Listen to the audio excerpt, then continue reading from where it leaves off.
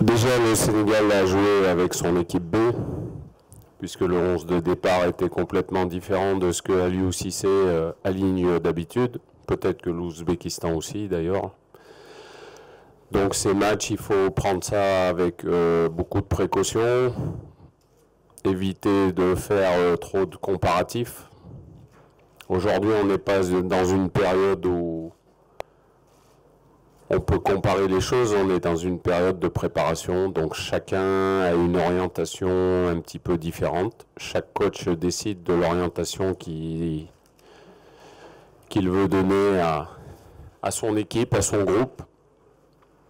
Il y a pas mal de coachs à travers le monde qui ont encore des petits réajustements à faire, d'autres qui ont plein de certitudes et qui pensent qu'il n'y aura pas beaucoup de réajustements. Donc voilà, chacun regarde à sa façon. Globalement, oui, je suis satisfait. Après, il y a toujours des choses positives et des choses négatives. Ça apporte des enseignements très importants. Je pense que j'ai les mêmes yeux que vous, je suis capable de voir, peut-être mieux que vous même, parce que chacun son métier. J'ai vu, mais globalement, je suis très satisfait de la production collective, parce que moi, je ne regarde pas la défense, l'attaque, le milieu, je regarde l'aspect collectif dans son ensemble. Et globalement, oui, je suis satisfait. Comme j'ai l'habitude de le faire assez souvent, je pense que vous ne serez pas surpris. Il y aura un grand turnover demain. Ensuite, on a eu quelques petits problèmes cette semaine au niveau des blessures, au niveau des malades. Donc, pour parer à toute éventualité, et comme ils n'avaient pas un grand déplacement à faire et qui méritent de venir avec nous, je pense que Saïdi et Naïri seront les bienvenus. Je les connais très très bien. Hein. Je les ai suivis pour le Chan. J'étais immergé avec eux, j'ai vu leur façon de se comporter, leurs prestations, voilà, donc ils sont avec nous. Félicitations à eux. Maintenant, ils feront partie de l'effectif qui va être aligné contre l'Ouzbékistan, et puis on verra les choix qui seront faits pour le 11 de départ. Déjà, pour la Coupe du Monde, il y a une saison pour chaque joueur respectif à terminer. Ensuite, il y a une préparation à faire, une préparation de 3 semaines pratiquement, qui permet de se préparer pour être aligné tous les 4 jours. Donc on n'en est pas là pour l'instant. Aujourd'hui, les joueurs de l'effectif sont capables d'aligner 2 matchs de suite, mais moi j'ai des choses à voir. Donc, comme je vous l'ai annoncé dès vendredi soir, et je vous le redis encore dès maintenant, il y aura beaucoup de changements, parce que ça doit me permettre d'évaluer encore certains joueurs, pour certains les voir pour la première fois. Donc, voilà, c'est à eux d'être au rendez-vous. C'est à nous d'être au rendez-vous parce que c'est une mission collective. On ne se détache pas, par exemple, d'une contre-performance d'un joueur demain. Non, il fait partie de l'effectif. C'est moi qui l'ai sélectionné, donc j'assume les sélections des joueurs et puis c'est à eux d'être performants demain soir. Merci pour vos félicitations. Concernant Youssef, déjà il est sélectionné avec les plus jeunes, avec Marc Vogt. Donc il est sélectionné. Ensuite, Youssef est titulaire depuis à peu près un mois et demi avec son club. Je connais ses qualités, je connais ses points un petit peu plus faibles. Donc voilà, ça fait partie de l'évaluation de tous les attaquants qu'on a, mais dans une liste de 23, je pense que vous connaissez quels sont les critères de sélection. Vous avez grosso modo 8 défenseurs, 3 gardiens de but, 6 milieux de terrain, 6 attaquants. Donc, si à chaque conférence de presse vous me citez un nom, ça fera beaucoup plus que 6. Hein. Donc on en a beaucoup plus que 6, mais tous n'iront pas au mondial. Bonjour et merci d'être parmi nous. Il y a beaucoup de choses. Il y a beaucoup de choses où il faudra être beaucoup plus performant pour une compétition comme la Coupe du Monde, qui plus est contre l'Espagne, le Portugal et l'Iran. Il y a des caractéristiques du football de haut niveau qui sont très importantes. Ne pas, lorsqu'on a récupéré le ballon, ne pas le perdre assez rapidement.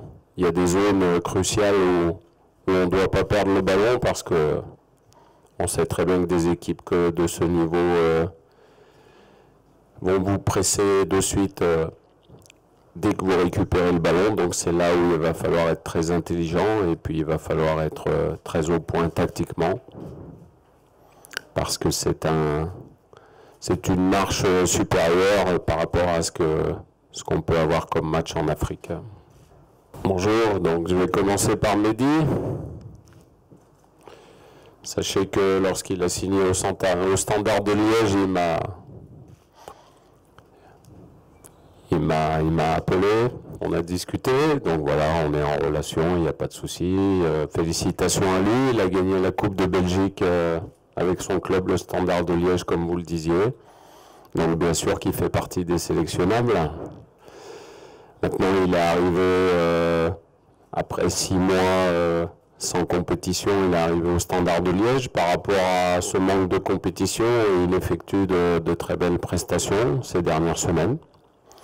Donc il est suivi, vous inquiétez pas pour ça. Après, comme je le dis à chaque fois, il y aura des choix à faire. Concernant, juste pour finir, Mehdi, c'est un garçon adorable. C'est un garçon qui, dans un groupe, est important. Donc voilà, tous ces critères font partie des choix de sélection aussi, mais il y a beaucoup de concurrence, notamment à ces postes d'excentré, côté droit, côté gauche. Et puis, quant à Faisal Farge, je le prononce à la française, hein, pardon. Alors vous voyez, j'ai souvent l'habitude de parler de joueurs que le grand public cite le plus souvent. Faisal, on n'en parle pas souvent. Mais c'est quelqu'un qui est dans ce groupe est indispensable. Alors certains vont me répondre, mais il est indispensable, mais il ne joue plus en ce moment. Ben oui, il y a une concurrence qui est rude. Aujourd'hui, c'est un joueur qui est capable de jouer aux 4 postes du milieu de terrain, même aux 5 postes, puisqu'on joue avec 3 milieux de terrain axiaux, et puis 2 excentrés. Donc voilà, c'est quelqu'un qui a sa place dans le groupe, qui est...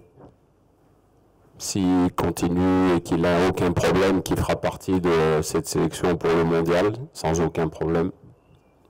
C'est quelqu'un qui m'aide beaucoup dans sa façon de gérer parfois ceux qui sont un petit peu mécontents, qui sont sur le banc. Vous savez, les joueurs pensent tous qu'ils peuvent jouer. Donc voilà, lui c'est quelqu'un, c'est un régulateur, on va dire, d'atmosphère.